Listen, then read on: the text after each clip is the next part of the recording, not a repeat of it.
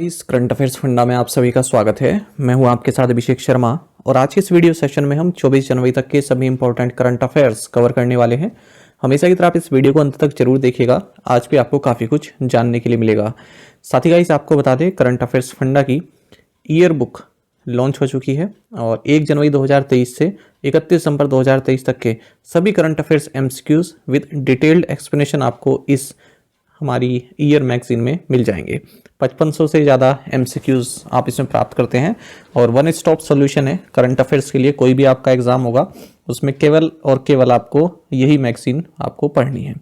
तो इसे आप डाउनलोड कर सकते हैं, इसका लिंक आपको वीडियो के डिस्क्रिप्शन में या फिर फर्स्ट कमेंट में मिल जाएगा।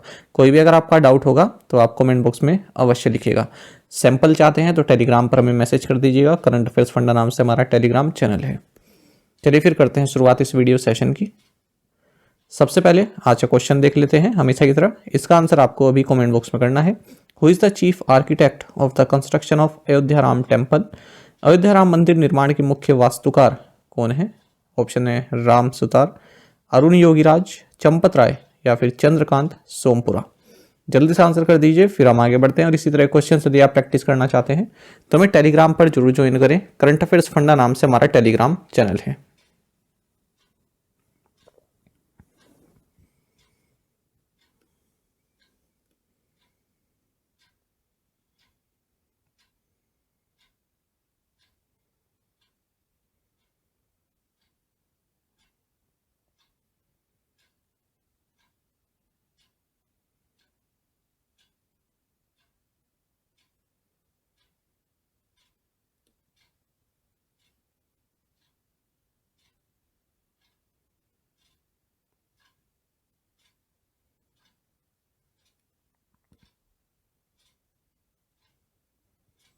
What is the theme for the International Day of Education 2024?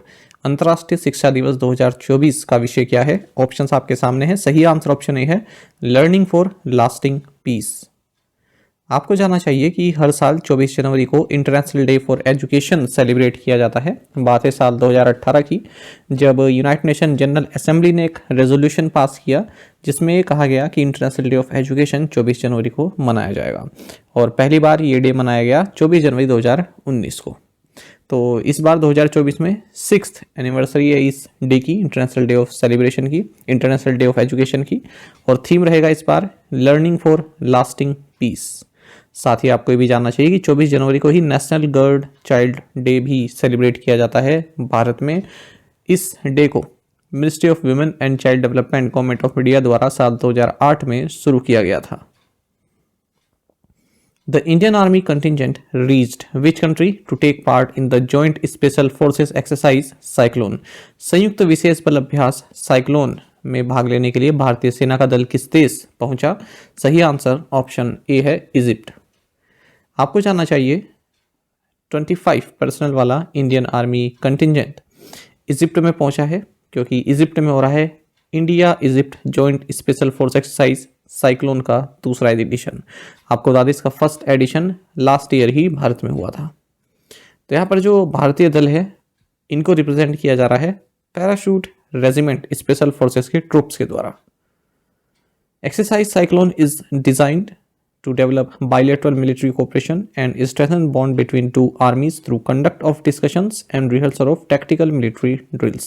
तो ये भी आप याद रखा करें कि एक्सरसाइज दो देशों के बीच आप नाम तो याद रख लेते हैं पर वो है किसकी? आर्मी के बीच है, नेवी के बीच है, एयरफोर्स के बीच है।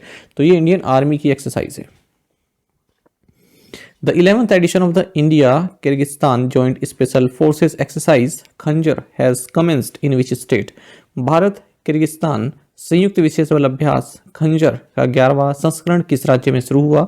ऑप्शंस आपके सामने है। सही आंसर ऑप्शन डी रहेगा हिमाचल प्रदेश। आपको जानना चाहिए कि India Kyrgyzstan joint special forces exercise जिसका नाम खंजर है, इसका 11वां एडिशन हाल ही में स्पेशल फोर्सेस ट्रेनिंग स्कूल बकलो हिमाचल प्रदेश में शुरू हुआ है। आपको बता दें ये एक एनुअल इवेंट है और अल्टरनेटिवली दोनों ही कंट्रीज में ये आयोजित किया जाता है, एक बार भारत में एक बार किर्गिस्तान में। फिर से यहाँ पर जो भारतीय आर्मी है इनके जो 20 पर्सनल इस एक्सरसाइज में पार्टिसिपेट कर रहे हैं इन्हें रिप्रेजेंट किया जा रहा है पैरासूट रेजिमेंट के ट्रूप्स के द्वारा।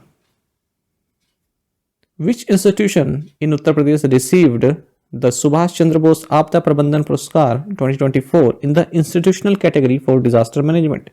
उत्तर प्रदेश के किस संस्थान को आपदा प्रबंधन के लिए संस्थागत श्रेणी में सुभाष चंद्र बोस आपदा प्रबंधन पुरस्कार 2024 प्राप्त हुआ? ऑप्शंस आपके सामने हैं। सही आंसर ऑप्शन ए रहेगा 60 पैराशूट फील्ड हॉस्पिटल। आपको जानना चाहिए कि 2024 के लिए 60 parachute field hospital Uttar Pradesh को इंस्टीट्यूशनल कैटेगरी में सुभाष चंद्र बोस आपदा प्रबंधन पुरस्कार 2024 दिया गया है डिजास्टर मैनेजमेंट में एक्सीलेंट वर्क के लिए। आपको जानना चाहिए कि गवर्नमेंट ऑफ इंडिया ने ये एनुअल अवार्ड इंस्टीट्यूट किए हैं सुभाष चंद्र बोस आपदा प्रबंधन पुरस्कार, जिसमें कि कोई भी इंडिविजुअल है या फिर कोई ऑर्गेनाइजेशन है उसने डिजास्टर मैनेजमेंट में एक्सीलेंट वर्क किया है, ठीक है, या फिर इनवैल्यूएबल कंट्रीब्यूशन दिया है, उनको रिकॉग्नाइज किया जाता है। तो ये हर साल 23 जनवरी को दिया जाता है। 23 जनवरी बर्थ एनिवर्सरी होती है नेताजी सुभाष चंद्र बोस की, जिसे पराक्रम दिवस के रूप में हम मनाते हैं। तो इसमें दो तरह के अवार्ड दिए जाते हैं। एक तो होता है इंस्टीट्यूशनल कैटेगरी में 51 लाख रुपए का और इंडिविजुअल कैटेगरी में 5 लाख रुपए का।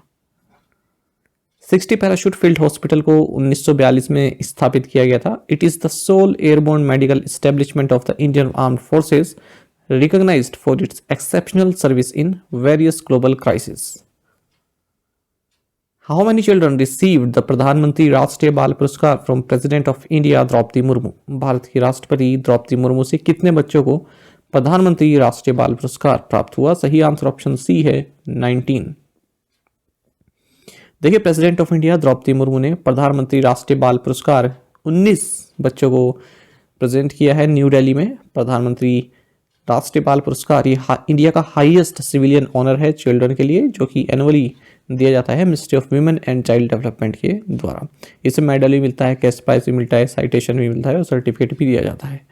तो 2 कैटेगरीज में दिए जाते हैं। एक तो है बाल शक्ति पुरस्कार, जो कि इंडियन सिटीजन को दिया जाए under the age of 18 for outstanding achievement in innovation, scholastic achievements, social service, arts and culture, bravery और स्पोर्ट्स। दूसरा है बाल कल्याण पुरस्कार, जो कि इंडिविजुअल्स या ऑर्गेनाइजेशन को दिया जाता है जिन्होंने child development, child protection, child welfare के लिए आउटस्टैंडिंग कंट्रीब्यूशन दिया हो। The union minister Sarbananda Sonowal laid the foundation stone for Ayush Diksha in which city? केंद्रीय मंत्री सर्बानंद सोनोवाल ने किस शहर में आयुष दीक्षा की आधारशिला रखी? सही आंसर ऑप्शन डी है भुवनेश्वर। देखिए, union minister of AYUSH and ports, shipping and waterways Sarbananda Sonowal, इन्होंने आयुष दीक्षा, जो कि first of its kind centre है for development of human resources for AYUSH professionals of future, इसे लॉन्च किया है। जो आयुष प्रैक्टिस करते हैं ना, तो उनके लिए एक तरह का डेवलपमेंट सेंटर इसे बनाया गया है आयुष दीक्षा। तो इसे लॉन्च किया गया central Ayurveda research institute Bhubaneswar Orissa के कैंपस में। Which state launched my school my pride campaign? किस राज्य ने माई स्कूल माई प्राइड अभियान शुरू किया? सही आंसर ऑप्शन डी रहेगा हिमाचल प्रदेश। आपको जानना चाहिए state government of Himachal Pradesh ने माई school my pride initiative launch किया है अंडर अपना विद्यालय प्रोग्राम। और जो भी इंडिविजुअल्स हैं, ऑर्गेनाइजेशंस हैं, ठीक है, उनसे रिक्वेस्ट की गई है कि वो जो है स्कूल को अडॉप्ट करें, या फिर जो रिटायर हो चुके हैं वो भी अपना कंट्रीब्यूशन उसमें दे सकते हैं, पढ़ा सकते हैं। The campaign aims to facilitate career counselling, offer guidance, conduct additional और specialised classes for remedial teaching and yoga training. Furthermore, participants are encouraged to contribute financially to the adopted school. Which country launched the Alliance for Global Good Gender Equity and Equality at the 54th World Economic Forum annual meeting at Davos? 54वें विश्व आर्थिक मंच की वार्षिक बैठक Davos में किस देश ने वैश्विक भलाई के लिए गठबंधन लैंगिक समानता के लिए सहयोग को लॉन्च किया? सही आंसर ऑप्शन बी है इंडिया। आपको जानना चाहिए कि भारत ने दावोस में जो 54th annual world economic forum summit हुई है, यहाँ भारत ने global alliance for global good gender equity and equality को इस्टेब्लिश किया है वर्ल्ड इकोनॉमिक फोरम के सपोर्ट के साथ, और इसका मकसद है women empowerment and gender equality को प्रमोट करना। ये जो अलायंस है ये G20 समिट 2023 लीडर्स डिक्लेरेशन के रिस्पॉन्स में लॉन्च किया गया है, साथ ही इंडिया की जो कमिटमेंट है विमेन लेड डेवलपमेंट इसके लिए। तो कई तरह के इनिशिएटिव जैसे engagement group and frameworks like business 20, women 20 and G20 empower, ठीक है, इसी के बेसिस पर ये अलायंस बनाया गया है। The primary objective of this new alliance is to bring together global best practices, knowledge sharing, and investment in the identified areas of women's health, education and enterprise. इस इनिशिएटिव को support कर रहा है bill and Melinda Gates foundation. और कहाँ पर स्थापित होगा ये? Confederation of Indian industry centre for women leadership, इनका जो कैंपस है यहाँ पर इसको स्थापित किया जाएगा। और नेटवर्क पार्टनर रहेगा वर्ल्ड इकोनॉमिक फोरम और इंस्टीट्यूशनल पार्टनर रहेगा invest India. Which company has secured the title sponsorship of the Indian Premier League until 2028? किस कंपनी ने 2028 तक इंडियन प्रीमियर लीग की टाइटल स्पॉन्सरशिप हासिल की है? सही आंसर ऑप्शन बी है टाटा।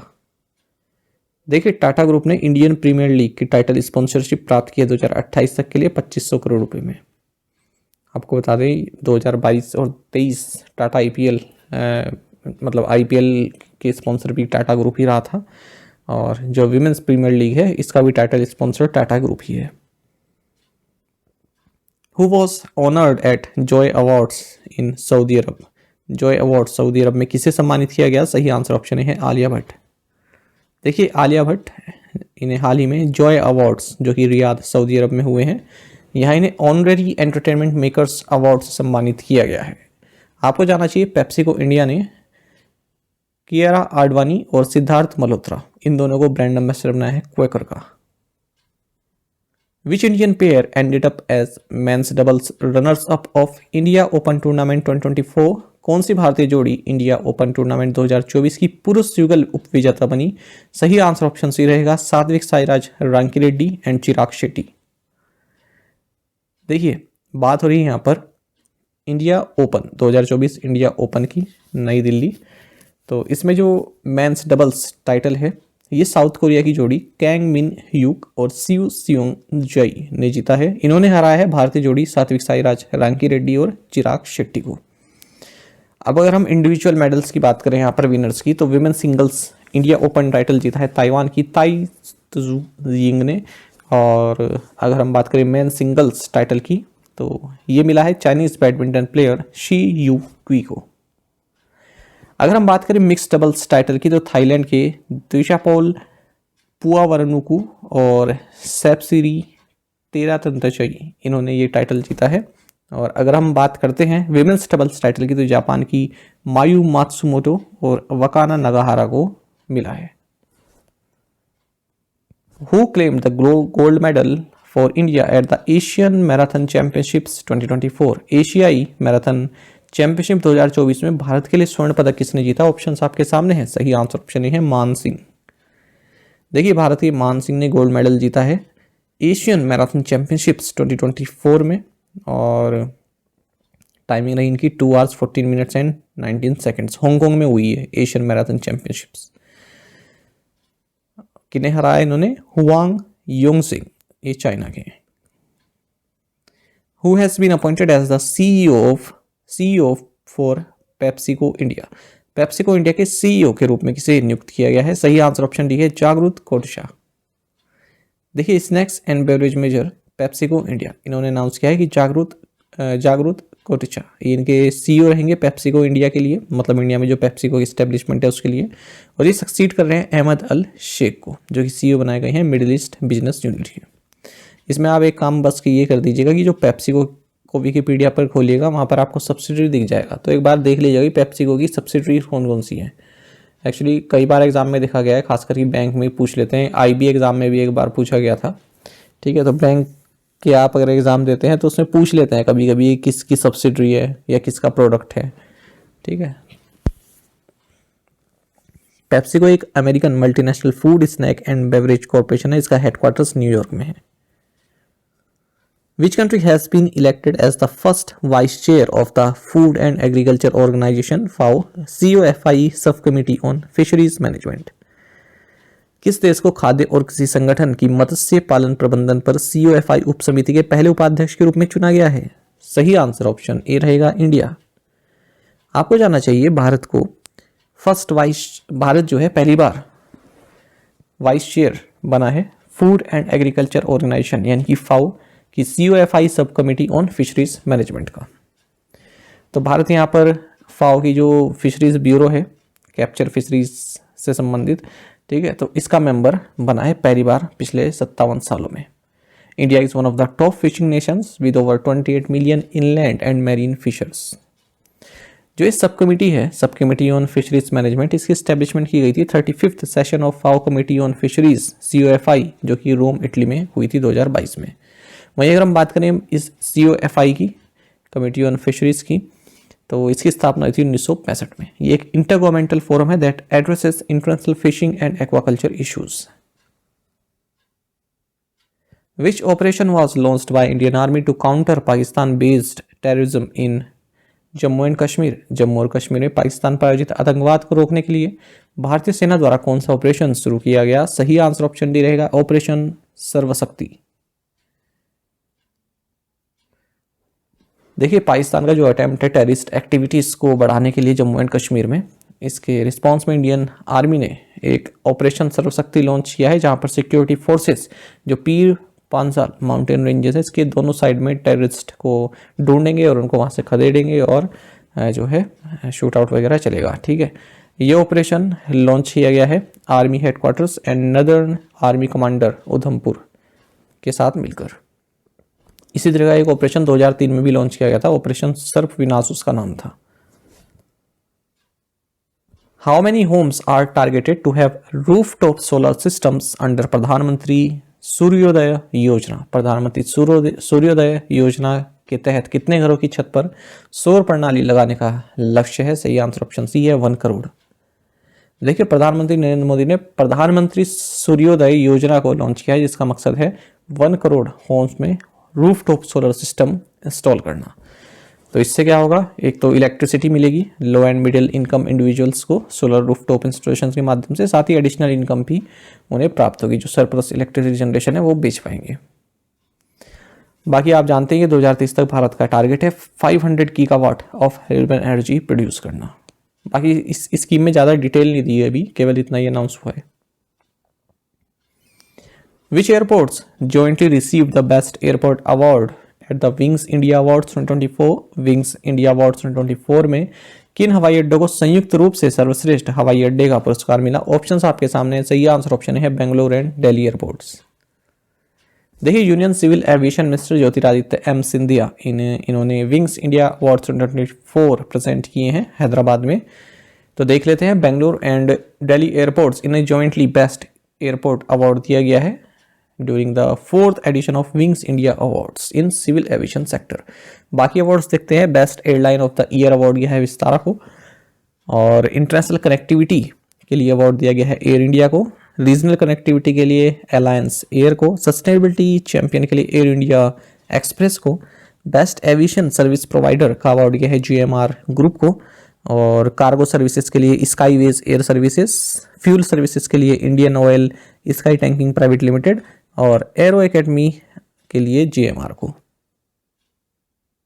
प्रीवियस असाइनमेंट क्वेश्चंस के आंसर देखेंगे। Where is Pakke tiger reserve located? Arunachal Pradesh. Where is Kapil Muni temple located? Ganga Sagar West Bengal. Where is Kothandaramaswamy temple? Rameswaram Tamil Nadu. In which year was the free movement regime between India and Myanmar established? 2018. Who recently became the first Indian since 1989 to defeat a seeded player at a Grand Slam? Answer is Sumit Nagal. आपने से कई students बिल्कुल सही answer किया है। इसी तरह से आप पार्टिसिपेट करते रहिए ज़्यादा संख्या में। चलिए आज के असाइनमेंट क्वेश्चन देखते हैं। Recently seen in news Punganur refers to, क्या है ये पंगनूर, ये आपको बताना है। Who is the head coach of the Indian women's hockey team? What is the name of the railway line that connects Bangladesh and the north east through Tripura? Where is Nassau County International Stadium that will host India versus Pakistan clash at T20 World Cup? The Telecommunications Bill 2023 will replace two central acts, the Indian Telegraph Act 1885 and which other? तो इन पांचों questions के answer आपको comment box में देने हैं। यदि आपको एक क्वेश्चन का आंसर भी आता है तो भी आप हमें कमेंट बॉक्स में अवश्य से बताइएगा। ज़्यादा संख्या पार्टिसिपेट करने की कोशिश किया कीजिए, ये आपसे रिक्वेस्ट रहती है। साथ ही करंट अफेयर्स फंडा को आप टेलीग्राम पर भी ज्वाइन कर सकते हैं। यहाँ पर रेगुलर वीडियो अपडेट्स और करंट क्विजेस हम आप सभी के लिए डालते रहते हैं। साथ ही डिस्कशन ग्रुप में आप किसी भी क्वेश्चन का सॉल्यूशन पा सकते हैं। Thank you guys.